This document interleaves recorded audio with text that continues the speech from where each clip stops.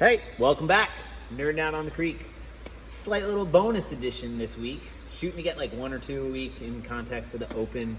Talking about expectations, RX versus scaling. So today's workout, head or gut. Little reference to Last Boy Scout, Bruce Willis movie. Greatest movie of all time. Not really, but it's pretty awesome. Not sure how it holds up into today's cultural norms and society and blah, blah, blah, blah, blah. But either way, classic Bruce Willis offers a guy a choice. Do you want to get hit in the head or do you want to hit in the gut? Either one's going to hurt. You get to pick. Today is a very similar concept in this workout because guess what? You can either go heavy or fast, but we want to do both. The stimulus on this workout is about 10 to 12 minutes of work. What does that mean? Each round that we're doing of the 5 rounds should be somewhere between 2 to 2:15, maybe a little faster, maybe like 1:45, but definitely not any slower than 2.5 minutes. If we start to get slower than 2.5 minutes, we are missing the mark. What's gonna drive that? My conditioning, my capacity, or my strength. On top of that may be my ability to be in position on the front squat. So we have a lot of dials that we can turn here. And people can get a little confused of like, oh my God, we're saying focus on blah, blah, blah. I'll tell you what, front squats. Focus on the front squats. What we want is we want 14 medium to medium, heavy-ish, medium weight front squats that 100% you can do unbroken. But by the time you get to that 14th rep in the 3rd, 4th, and 5th round, it is getting tough. This other stuff, the pass-throughs, the dumbbell carries, we switched them to step-ups because of the rain. They don't matter. They matter in the sense that we want to do them well and we want to move well, but they don't really matter. So we can scale these, modify them, substitute them with whatever is going to get us a little bit out of breath so that I've got to force myself to get to that bar, take a breath, pick it up, and go. Today is a perfect example. We don't have enough parallettes for everybody to do parallel pass-throughs. We don't have enough plates to stack them high enough and put weight on the bar for everybody to stack plates. So what we did was we went with 20-inch box pass-throughs. Still hard for most of us to do that, 14 unbroken pretty quickly, and folks still scaled the volume down to 10 if we started to miss that 2-minute, 2:15 window. But this is what I mean as far as RX versus scaled. It was written on SugarWOD as parallel pass-throughs. I have to do parallel pass-throughs. Let it go, man. It'll be all right. Box pass-throughs, I'll demo real quick.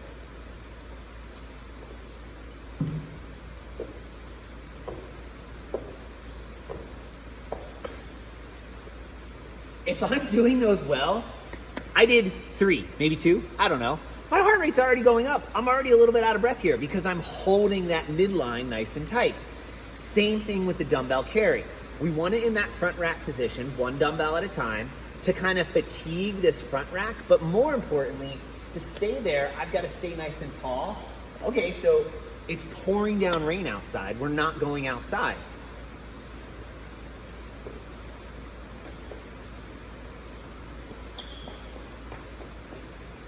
Starting to get tired. This kind of sucks. And I still have to switch hands and do the other one.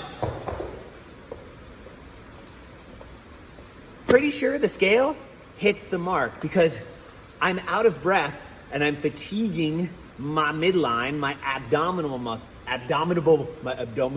muscles, so that when I get to the bar, I'm already in a slightly fatigued state. And I have to challenge myself to keep that really good front rack position, elbows nice and high, and keep getting the depth in the front squat.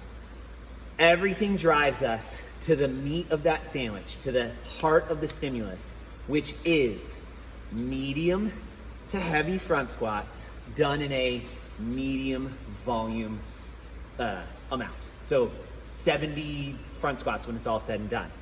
The other stimulus, we want to be in about 1:45, 2:15 of work each round.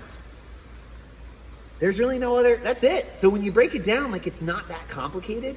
And then we can whack-a-mole ourselves in with Maybe we cut 10 reps with the front squats. I didn't demo those front squats, but you guys know what those look like. Maybe we do go a little bit lighter. I had some that the front rack position was just super uncomfortable. Wrists, elbows, whatever. One went out of a rack. We switched to goblet squats with a dumbbell or a kettlebell. We switched halfway through. The whole idea being the target is here at the beginning of the workout, right? I tell you, coaches give you the workout brief. That's the target we're shooting for. The entire time we're doing the warm-up, the skill development, the building, we are setting ourselves up so that when we finally take our shot at this target, we hit it. If we don't pay attention, kind of just muddy our way through it, don't really listen to the coach, I don't know what I'm doing, talk to ourselves, talk to our friends. Hey, it's social hour, I get it, that's awesome, but every time you shoot and miss the target, I don't know what to tell you. So, we are constantly looking with our eye towards the stimulus that was said at the very beginning of the workout. If I don't understand the stimulus, I'm still confused by all this stuff, that's a different question. Say, I don't understand the stimulus, I'm confused by all this stuff, what should I focus on? Now as your coach, I can say, focus on this. Pick one thing, do that. Awesome. That's all you gotta worry about today. All the rest of it, it's noise. Focus on one thing, do that. Most likely you'll hit that target. Next time, we'll focus on two things, or maybe something else, or whatever. If in the middle of the workout, we shoot and we miss the target, no big deal. That's why we scale. Scaling is cool. The cool kids scale because they're the ones who are constantly making improvements in their fitness because they're curious, they're consistent, and they are courageously challenging themselves to keep pushing out of their comfort zone.